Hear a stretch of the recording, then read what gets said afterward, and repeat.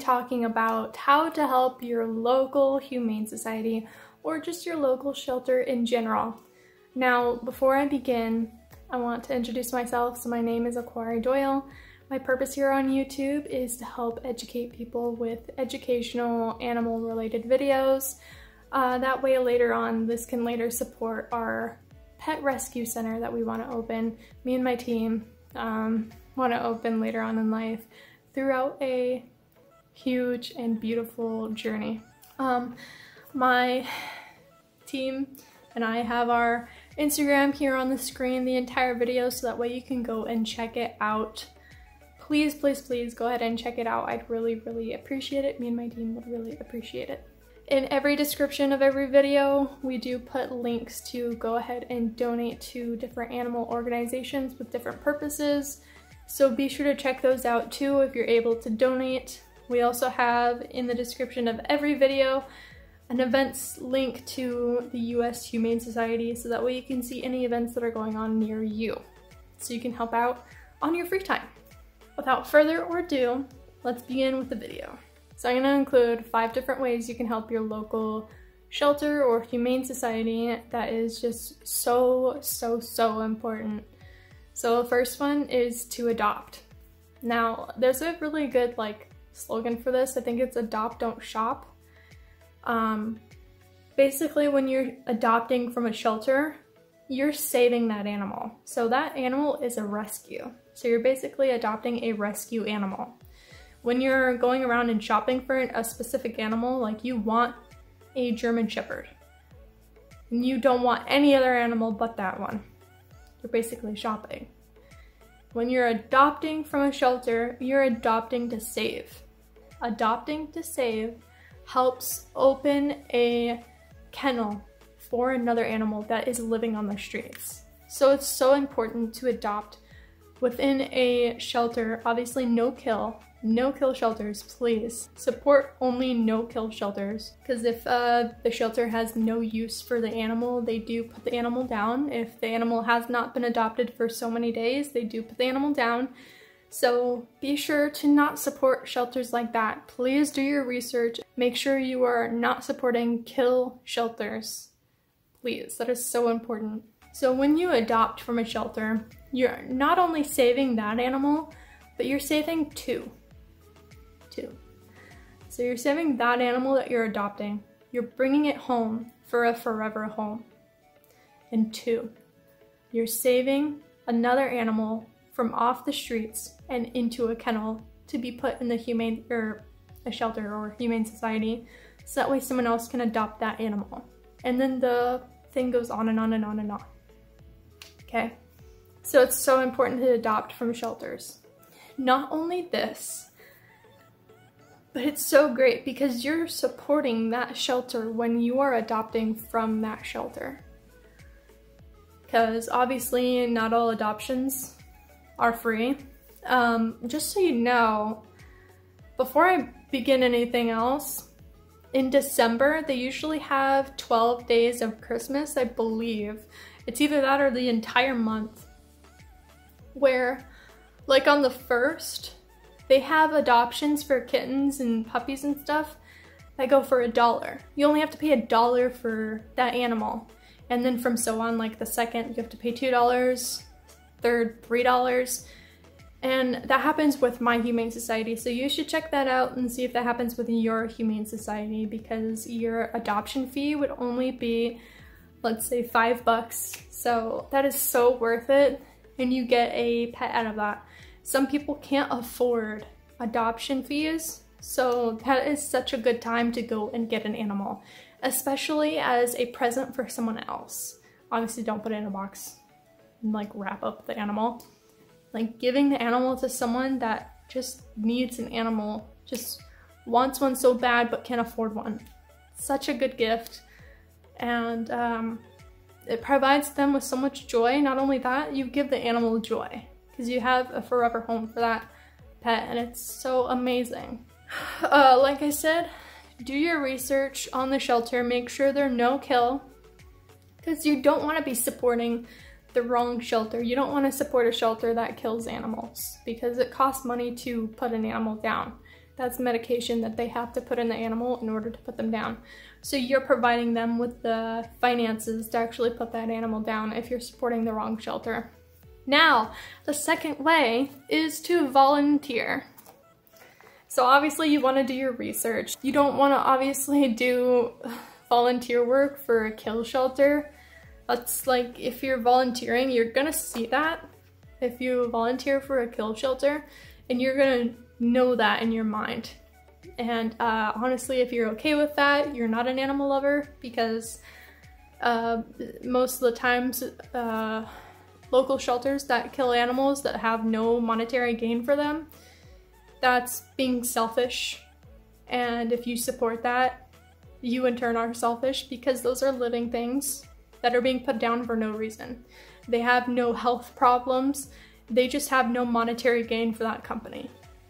So I don't support people that support that. I just want to put that out there. When you volunteer, it depends on the local shelter that you're going to be volunteering at, or if you want to volunteer at. You can gain knowledge and experience, and it's free basically. You're not getting paid to do it, so if you want knowledge and gain experience but you want to get paid for it, it kind of defeats the purpose, because you're only going there for a check at that point. If you're, I mean, there's certain instances where, okay, say I want a job, but I'm only doing that job to gain experience and knowledge, but you're coming home with a check. I guess it doesn't really, I guess it depends on the person, because if they enjoy their job because they're gaining knowledge and experience, and at the end of the day they get a check, I guess it's a bad example, but like, if you're going for a job and your second goal is to gain knowledge and experience, but your first goal is to get money, then it defeats the purpose. I guess that's a better example. My fault, sorry. I didn't mean to like express it like that, but when you're volunteering, you're helping a good cause. You're taking your valuable time and giving that to the animals in need. And it's such a good cause, and at the end of the day, you feel so much better about yourself. And if you're doing nothing at home but you want to be doing something, volunteer, go to events, meet new people. I mean, in this time it's kind of confusing, so just keep in mind, not a lot of people will probably be at events right now, but it's so important to keep in communication with other people, so that way you can make new relationships with people. Like friendships, you can get their numbers and be like, and I know you fostered this many animals, can you give me more information about that? And they'll just share and share and share and share, and that's so much more knowledge than you got with just the Humane Society, because now you have personal experiences. So when you volunteer, you meet other people and you get to experience what they experienced, and you get to know what they have experienced by just talking to them. So if you want to know more about animals, volunteer at the local shelter. In the Humane Society near me, you're able to volunteer and help walk dogs, like around the block or something. But you just get to volunteer and walk dogs around. Obviously, you're not getting paid to do that. That's on your own time. That's the whole thing of saying volunteer, so just keep that in mind. But you're using your time to walk dogs. And I just think that's awesome, because you get to contribute in any way that you can. And it just costs your own time. Because if you're not doing anything at home, you're watching like a series of movies, and obviously if you enjoy that, do it. But you could be using some of your time to volunteer at least like an hour a week. It doesn't have to be every day. You can also help out with emergency trucks. My boyfriend, who's also a part of this team, he has worked with emergency, which is pet rescue, which is what we want to open. He's been on the trucks to help animals that are in danger or are trapped or have been run over, and the stories he tells me are really, really upsetting. But there's also some funny incidents. I mean, you get so much experience with how much time you put into volunteering, because then you get to meet the staff. You get to have experience and knowledge from the staff themselves, work with the vets. Like, you don't always have to have a paycheck at the end of the day to get the knowledge that you want. And then there's also volunteering if you don't want anything to do with animals, or if you're not able to help take care of animals, you can always do office work and like clean the area, help clean up after the animals, and do paperwork with the people there. That's also and you're able to volunteer like that if you don't want anything to do with actual animal work. So just know there's more options than you think when it comes to volunteering. It doesn't always go up to the fact that you're helping customers pick out the right pet, or moving animals to help pick out the right pet. Obviously, there's so much more to volunteering than you think if you just do your research. Now, number 3 is to educate the people around you. And it doesn't even have to be people you personally know. You can utilize social media. If you have a big following and you want to spread awareness about this humane society or a local shelter that's doing so well, and they're trying their best to get money, and they have trouble with this or that, you can spread awareness by just using your social media. If you're passionate enough about it, help spread the word. It can get so far, and you don't even know how far that can get you, or that can get the local shelter. So that can be a huge factor in helping these societies more than what you're doing yourself. So this is going to be controversial, but it is so important to kind of spread this around. So there's a thing going around where it's important to spay/neuter your animals. So I'll put this picture up.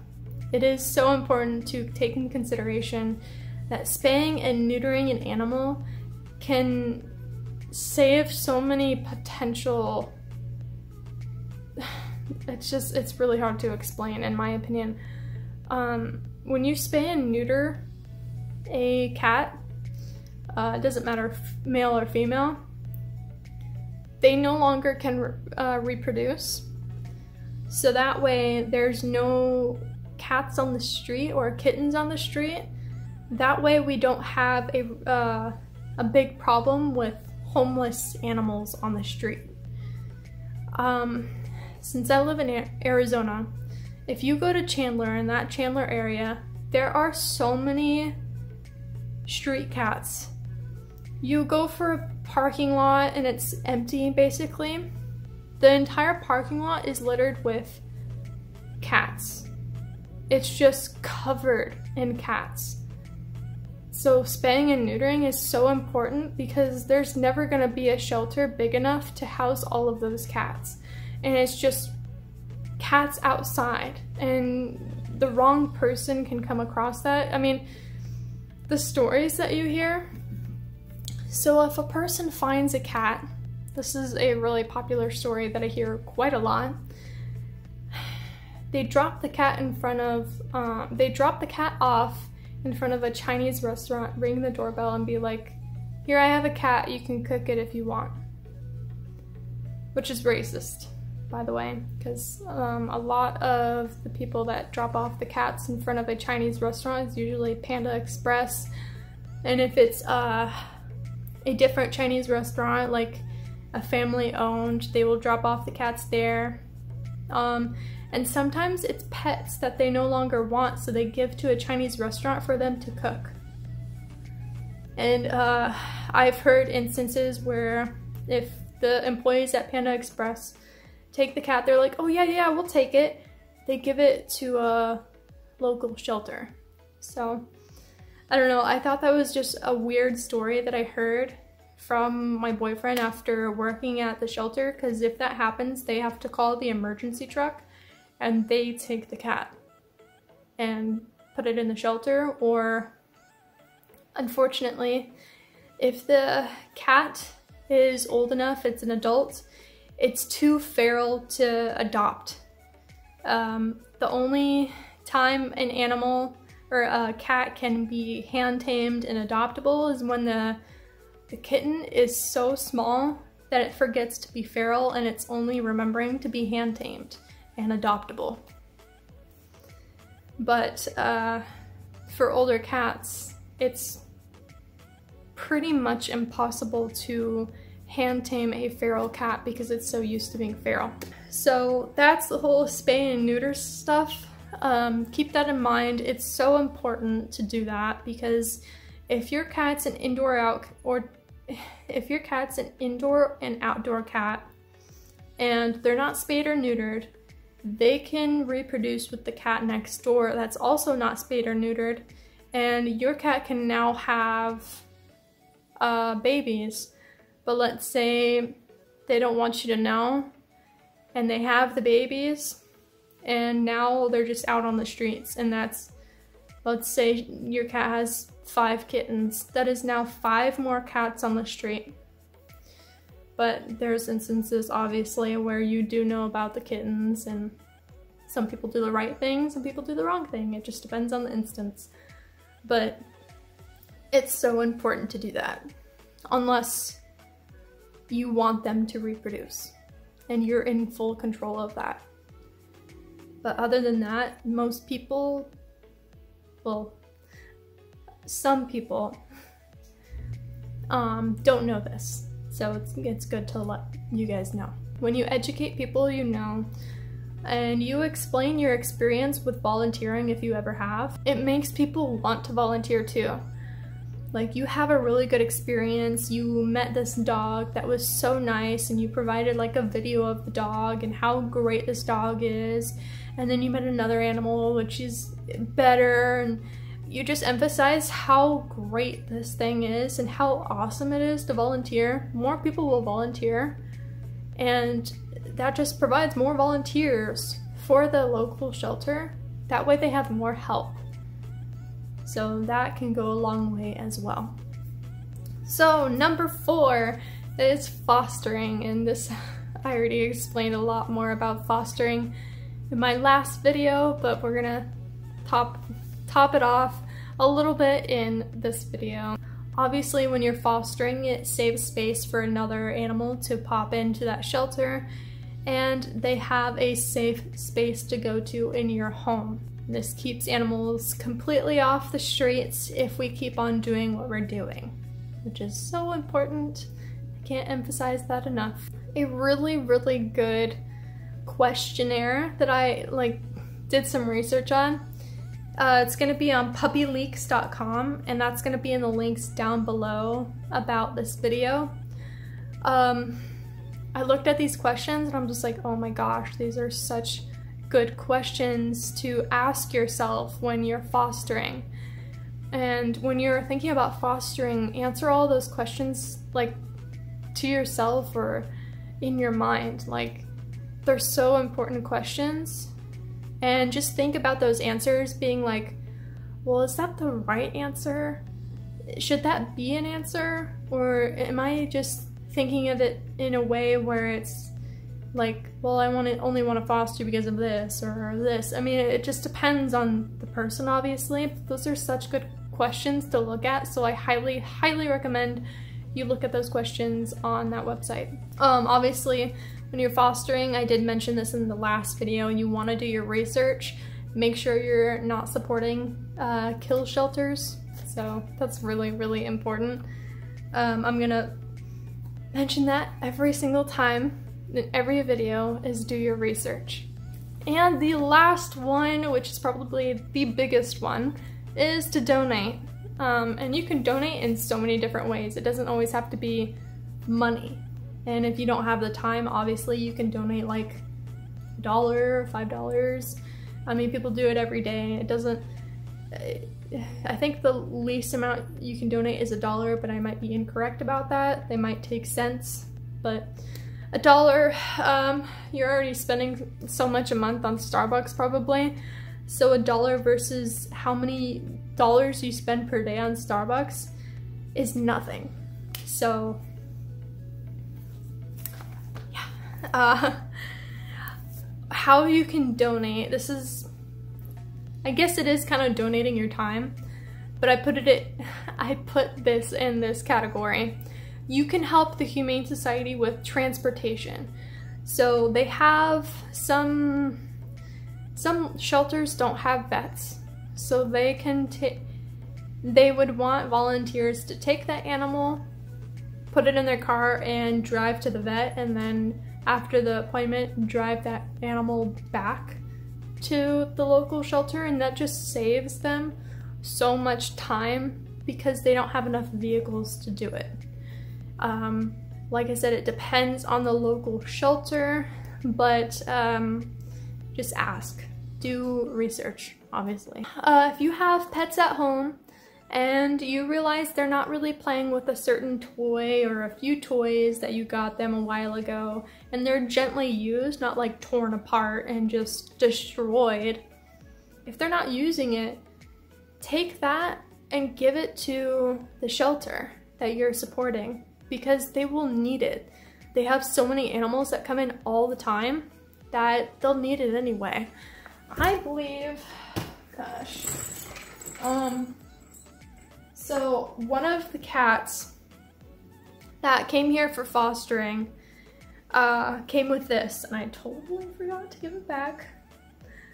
But my cat, Tigger, loves this thing. It's his favorite toy, and it used to be, where are his mice? Well, he has mice with like little balls in them, and when you throw it, it just like makes the ringing noise. He likes these mice.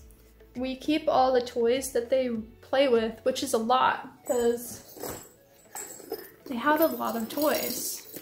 They play with all of them. Trust me, they do. When we don't have time to play with them, they play with themselves, and all of these toys will be out on the floor the next time we turn it back.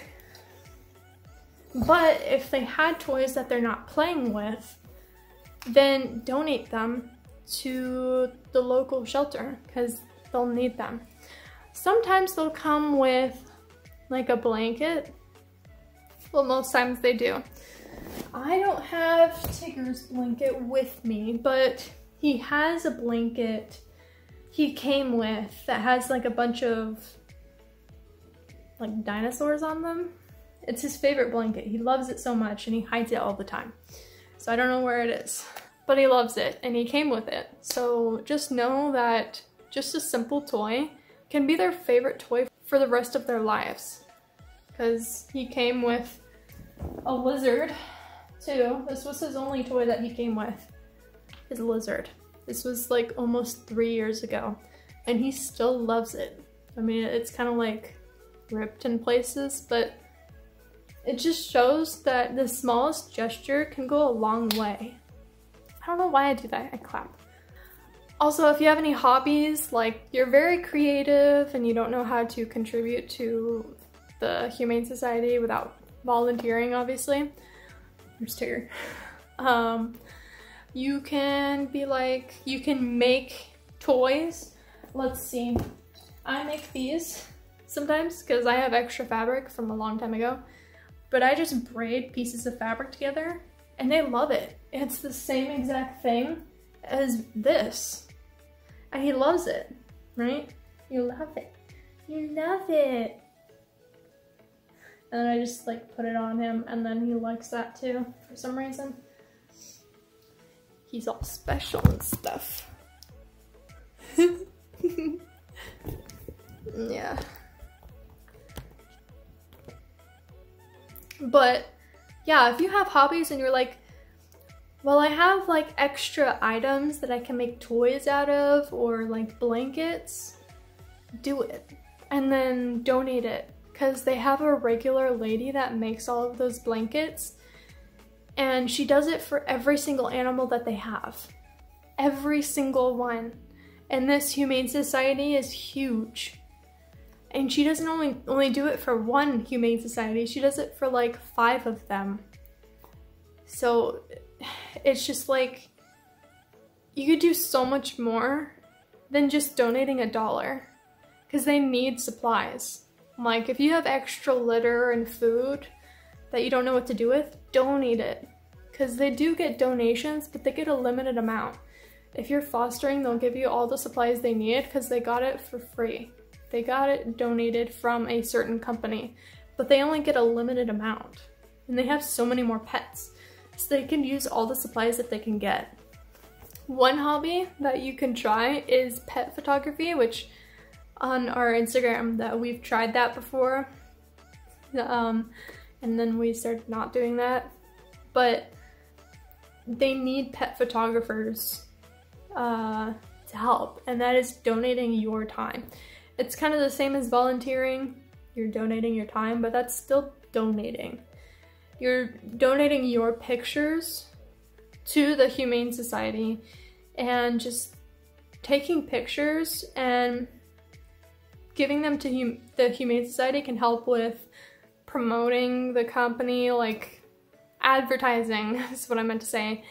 And you can help take pictures for their adoption paperwork. Most of their adoption paperwork includes a picture of the animal, and you can help them do that by donating your time and your picture. They don't always need animal-related supplies. You can donate household items, towels. You can even call the local hotel and be like, hey, are you thinking about throwing away any towels or anything? And if you are, can I take them? And you take them, wash them, and donate them to the Humane Society or any local shelter that you plan on being involved with. They need it. And any like cleaners that you have, they need it. Any household items that you think that they'll use, they need it. So you can help in so many different ways by just doing that. Also, if you don't know how to help because you're so busy, but you're getting married soon, you can use your wedding registry to have all the guests donate any amount that they want to the Humane Society or to a local shelter that you support and you've done your research on. So that's another way. You can also do birthday funds, where it's your birthday and all you want is to have people donate to this shelter to help them, support them, and raise a certain amount, like a goal amount. And that can help so much. What I used to do when I was in school, in high school, I created an event where it was Children's Cancer Month, totally not animal related, but it was Children's Cancer Month, and we did not celebrate it or support it. So I thought, well, why? We supported women's breast cancer, but we didn't support the organization for children's cancer. So I created an event and used all the funds that I got from the school that we raised money for and donated it to an organization to help a certain person that had cancer and was around my age at the time. And because of that, she was able to afford all of her treatments, and she ended up being cancer-free, and she is living her best life up to this day. So you can do so much with so little, and just with little time you have, and it can be so impactful. So there's something else that you can do where you can be specific with the amount of money that you want to kind of fundraise. You are doing an event, and the admission is just like you have to pay this much to get in, and the proceeds go to something very, very specific. And you can have this on the website and contact the local shelter. Well, you can do I'll have to read this. You can do shelter supplies. You can raise money for shelter supplies. They will always need supplies. They always have new animals that come. It's not like have supplies just as is. They will always need supplies. So you can fundraise just for that. Now you can fundraise just for a new facility. They're trying to open a new facility, but they don't have the money to do it. You can help fundraise for that. Surgery costs. Surgery is so expensive, especially for a shelter, so you can fundraise specifically for surgery costs because it can save an animal's life just to have that surgery, and it's so worth it. You can fundraise to help people adopt pets. This is what I mentioned before. Some people can't afford to adopt an animal because the fee is so expensive. So you can do a fundraiser to help save for people that can't afford it, so that way they can afford it, if that makes sense. You can also make a fundraiser to sponsor a specific animal, so that way that animal specifically has the supplies and everything that they need. And you can do it in a way where, like, in order to go into the fundraiser, there's a list of animals that you can sponsor, and you can choose which one you want to sponsor.